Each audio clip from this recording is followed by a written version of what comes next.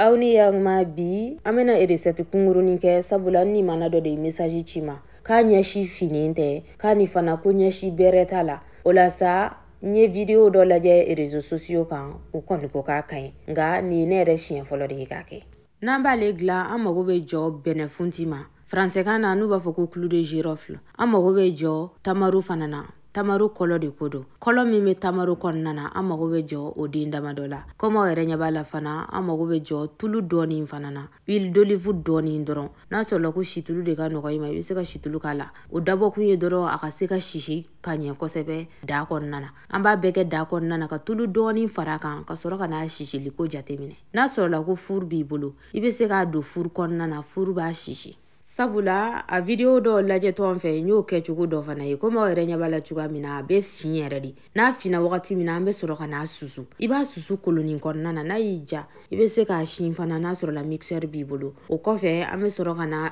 tɛntɛn nin y'a ko de bannen tantɔ ne ni maanaw a selen filɛ nin yɔrɔ min na tantɔ maa dɔw b'a kɛ u ka mascara buteli kɔnɔna na ka tulu dɔɔni k'a la huile de ricin u b'o dɔɔni fara kan k'a bɛ ɲɛsi janya yɛrɛ de kosɛbɛ nka ne ye n ta in dilan ɲɛ gongo sanfɛla si de la sabula a tigi ko ma k'ale ɲɛsi finen tɛ epi fana ɲɛsi bɛrɛ t'a la a bɛ ɲɛsi fin yɛrɛ de wa u ka fɔ la k'a bɛ ɲɛsi bɔ n'a sɔrɔla k'i b'a fɛ i ɲɛden sanfɛla ɲɛsi k'o fana ka bɔ i bɛ se k'a kɛ o yɔrɔ sanfɛla fana na walima i b'a kɛ mascara buteli kɔnɔna na ka tulu dɔɔni k'a la ka to k'a kɛ i ɲɛden si sanfɛla la aw k'an bɛn n'a résultat kɛra min ye n b'a fɔ